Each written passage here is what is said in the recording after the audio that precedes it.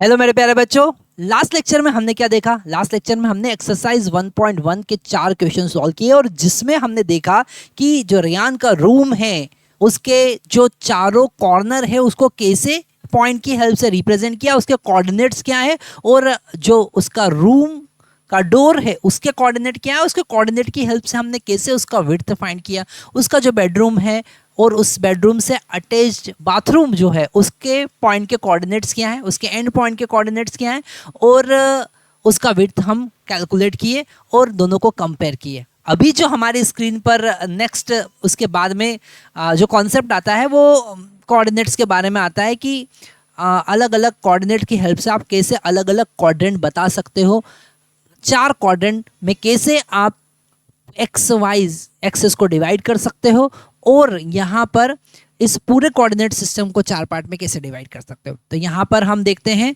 So for we have only consider a point on the two coordinate axis. What can you say about the coordinates of a point that are not on either axis? Okay, अगर कोई axis पे point नहीं है, अभी तक जो हमने point देखे वो कैसे पॉइंट देखे? जो एक्सिस पर थे, और हमने उसके लिए एक की पॉइंट भी लिखा था कि any point on the x axis will have y coordinate equal to 0 and any point on the y axis will have x coordinate equal to 0। कोई पॉइंट अगर एक्स कोऑर्डिनेट एक्स एक्सिस पर है तो Y coordinate उसका 0 होगा, जो second वाला point है वो 0 होगा, और अगर वाई एक्सिस पे कोई पॉइंट है तो उसका एक्स कोऑर्डिनेट 0 होगा। यहाँ पर अगर वो कहीं बीच में प्रेजेंट है, जैसे यहाँ पर बी पॉइंट, ये क्यू पॉइंट गिवन है ना, जिसका कोऑर्डिनेट है -5,3, तो वो और आगे क्या बता रहे हैं हम देखते हैं कि अगर कोई पॉइंट एक्स एक्सिस और वाई एक्सिस के बजाय कहीं दूसरी जगह प्रेजेंट है तो क्या होगा? The plane in which the axis are situated is called Cartesian plane. ठीक है, जिस प्लेन जहां पर एक्सिस प्रेजेंट है उस प्लेन को हम कार्टेशियन प्लेन कहते हैं, एंड द कोऑर्डिनेट प्लेन और एक्स वाई प्लेन। तो यहां पर ये 3 पॉइंट फिर से नोट डाउन कीजिए आप। ठीक है, यहां पर 3 पॉइंट फिर से नोट डाउन कीजिए। ये 3 पॉइंट की वर्ड है Cartesian coordinate system, coordinate plane है ना, कार्टेशियन प्लेन, उस प्लेन को हम क्या कहते हैं? कार्टेशियन प्लेन, कोऑर्डिनेट प्लेन, या फिर एक्स वाई प्लेन, या फिर एक्स वाई प्लेन। तो यहां पर आगे देखते हैं, the axis divide the plane into 4 parts are called quadrant. तो नया वर्ड फिर से हमारी स्क्रीन पर आ रहा है, दैट इज द क्वाड्रेंट। तो क्वाड्रेंट वर्ड क्या है ना, जो एक एक पार्ट 4 पार्ट में डिवाइड किया, हर एक पार्ट को हम क्वाड्रेंट कहते हैं। ठीक है, तो ये एक क्वाड्रेंट है, ये क्वाड्रेंट सेकंड है, क्वाड्रेंट थर्ड है, क्वाड्रेंट फोर्थ है। They are numbered as shown in figure. जो फिगर हमको दिख रहा है उसमें हमने क्वाड्रेंट 1, क्वाड्रेंट 2, क्वाड्रेंट 3 और क्वाड्रेंट 4 उसको नेमिंग किया है। ठीक है, using the conventions that we have stated earlier, the point in the first quadrant, both x and y coordinate positive। अगर कोई पॉइंट फर्स्ट क्वाड्रेंट में है तो उसका एक्स कोऑर्डिनेट भी पॉजिटिव होता है और वाई कोऑर्डिनेट भी पॉजिटिव होता है। The points in quadrant second have negative x coordinate and positive y coordinate. तो कोई पॉइंट अगर सेकंड क्वाड्रेंट में है तो उसका एक्स कोऑर्डिनेट नेगेटिव होगा और वाई कोऑर्डिनेट क्या होगा? पॉजिटिव होगा, क्योंकि हम एक्स डायरेक्शन में अपोजिट जाएंगे और वाई डायरेक्शन में तो पॉजिटिव ही जा रहे हैं। ठीक है, आगे हम देखते हैं, point in the third quadrant have x and y both coordinate negative. Third quadrant में अगर है तो हमको एक्स डायरेक्शन में भी नेगेटिव जाना पड़ रहा है और वाई डायरेक्शन में भी नेगेटिव जाना पड़ रहा है, दोनों कोऑर्डिनेट नेगेटिव होंगे। Point in quadrant fourth have positive x coordinate and negative y coordinate. तो अगर यहाँ पर फोर्थ क्वाड्रेंट में तो आप देख सकते हैं कि यहाँ पर एक्स कोऑर्डिनेट तो पॉजिटिव है पर वाई कोऑर्डिनेट क्या है? नेगेटिव, क्योंकि आपको नीचे आना पड़ रहा है और राइट हैंड साइड जाना पड़ रहा है। तो आप किस डायरेक्शन में मूव कर रहे हैं, किस प्लेन पे मूव कर रहे हैं, उसके अकॉर्डिंग क्वाड्रेंट चेंज होगा। ठीक है, आगे बढ़ते हैं। Can you now see the meaning of coordinates of a point in a 2D plane? In general, the coordinates of a point P तो पी पॉइंट कहाँ पे है भैया? पी पॉइंट यहाँ पर हमको अभी नहीं दिख रहा है, देखते हैं आगे। पी पॉइंट इन 2D, अगर हम जनरली कहते हैं कि पी पॉइंट अगर 2D में है, the space are represented by x, y, here x represent the perpendicular distance of a p point y axis measured along the x axis and the y is the perpendicular distance। y coordinate का क्या मतलब है? y coordinate का मतलब है perpendicular distance from x axis, और x coordinate का क्या मतलब है? Perpendicular distance on from y axis. That's it, वो हम पहले भी डिस्कस कर चुके हैं। तो x कोऑर्डिनेट और y कोऑर्डिनेट का मतलब क्या है? From the x axis measure along the y axis and y is the x coordinate and x is the x coordinate and y is the y coordinate of point x, y। ठीक है, तो अगर थोड़ा सा हम इसे erase करते हैं और फिर एक एग्जांपल की हेल्प से आपको और अच्छे से समझाते हैं। इसको प्लेन कर देते हैं, हम क्लीन कर देते हैं पहले, है ना। तो ये जो ग्राफ पेपर आपको दिख रहा है, इस ग्राफ पेपर को ध्यान से समझिए। यहाँ पर वो क्या बताने की कोशिश कर रहे हैं? वो बताने की कोशिश कर रहे हैं कि अगर कोई पॉइंट है, मान लेते ये पॉइंट P है और इसके कोऑर्डिनेट है x, y, है ना। तो x का क्या मतलब है? x का मतलब है y एक्सिस से परपेंडिकुलर डिस्टेंस, और y का क्या मतलब है? x एक्सिस से परपेंडिकुलर डिस्टेंस। ओके, तो x कोऑर्डिनेट का मतलब है y एक्सिस से perpendicular distance along x axis, और y कोऑर्डिनेट का क्या मतलब है? x एक्सिस से perpendicular distance along y axis, है ना। तो इसे हम कहेंगे x coordinate and y coordinate. x मतलब x कोऑर्डिनेट, y मतलब y कोऑर्डिनेट, यही उन्होंने कहा है। ठीक है, तो यहाँ पर सारी चीज़ें बार बार वो चीज़ें रिपीट कर रहे हैं ताकि हमारे माइंड में बहुत अच्छे से सारे कॉन्सेप्ट फिट हो जाएं। क्योंकि आप ये फर्स्ट टाइम कोऑर्डिनेट सिस्टम देख रहे हैं, इसलिए ये चीज़ें आपके लिए नई हैं और आपको ध्यान से समझना पड़ेगा। आगे हम देखते हैं, आगे वो क्या कर रहे हैं। फॉर एग्जाम्पल इन फिगर 1.4, ये 1.4 फिगर हमारी स्क्रीन पर अवेलेबल है, इसे हम सामने ले। तो यहाँ पर उन्होंने कहा है फॉर एग्जाम्पल, हम हमारा हाईलाइटर ले लेते हैं। हाँ, for example in figure 1.4 point S 3, -5, है ना। तो यहाँ पर इज इन फोर्थ क्वाड्रेंट, है ना। The x coordinate is 3 unit and y coordinate is -5 unit. What about the point Q? Okay, -5, 3। तो यहाँ पर जो Q पॉइंट है ना, जो S पॉइंट है, वो हमको समझ में आ रहा है कि S पॉइंट जो है वो क्यों फोर्थ क्वाड्रेंट में है? क्योंकि उसका x जो कोऑर्डिनेट है वो 3 है और y कोऑर्डिनेट जो है वो -5 है।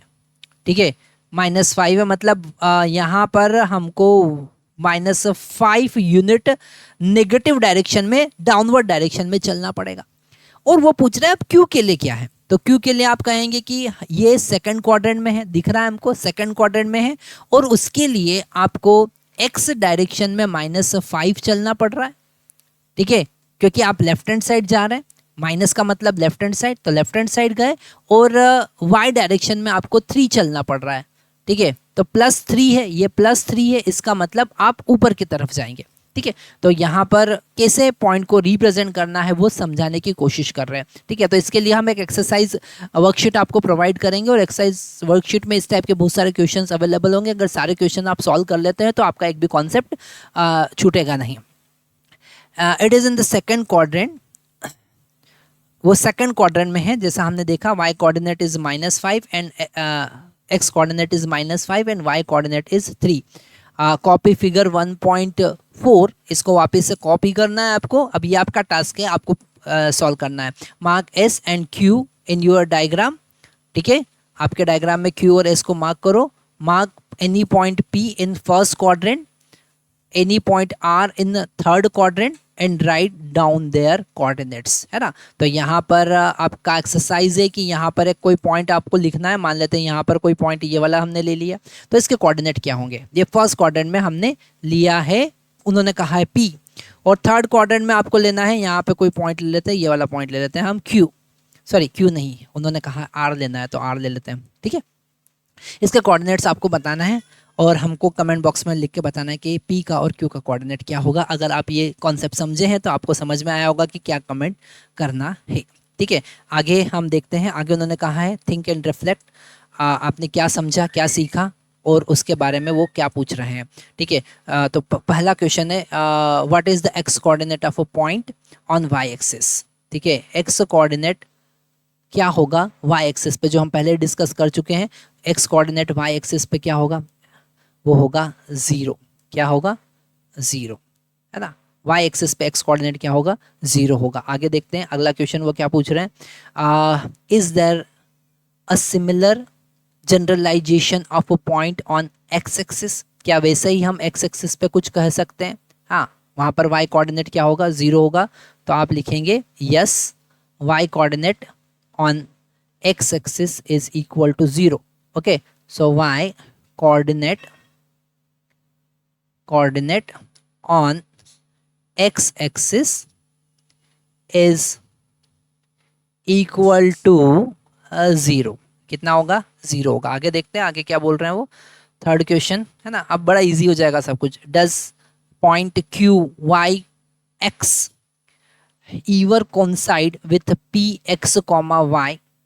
क्या वो उसके साथ कोइंसाइड कर सकता है, बिल्कुल कोइंसाइड कर सकता है। अगर दोनों value equal, x equal to justify your answer, तो बिल्कुल कोइंसाइड कर सकता है। अगर हम आंसर लिख रहे हैं थर्ड का, अगर वो इक्वल है, तो अगर x इक्वल टू वाई है तो आप लिखेंगे yes, yes. Okay, q that is y comma x and p that is x comma y can coincide. ठीक है, can coincide with each other okay if x equal to y। अगर x का value y के बराबर होगा तो एक जैसा ही है सब कुछ। ठीक है, आगे देखते हैं फोर्थ क्वेश्चन वो क्या कह रहे हैं। फोर्थ क्वेश्चन में वो कह रहे हैं कि if x is not equal to y, अगर x इक्वल टू y नहीं है तो हम लिख सकते हैं ऐसा, x comma y is not equal to y comma x. ठीक है, अगर ये नहीं है तो बिल्कुल आप लिख सकते हैं वो कोइंसाइड नहीं करेंगे। अगर ये दोनों इक्वल हैं, है ना, x comma y is equal to y comma x if and only if x equal to y, जो हम डिस्कस कर चुके हैं। ठीक है, x इक्वल टू वाई होगा तो ही वो कोइंसाइड करेंगे। इज दिस क्लेम ट्रू, बिल्कुल सही बात है, ये बिल्कुल सही बात है जो हम डिस्कस कर ही चुके हैं कि अगर वो x और y इक्वल नहीं है तो वो कोइंसाइड नहीं करेंगे, और इक्वल है तो कोइंसाइड करेंगे। x कोऑर्डिनेट y कोऑर्डिनेट के बराबर है ना, तो वहाँ पर वो कोइंसाइड करेंगे।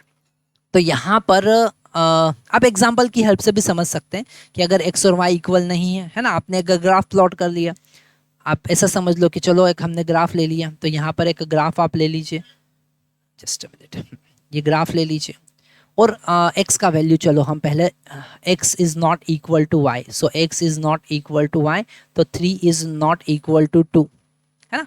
तो अगर हमने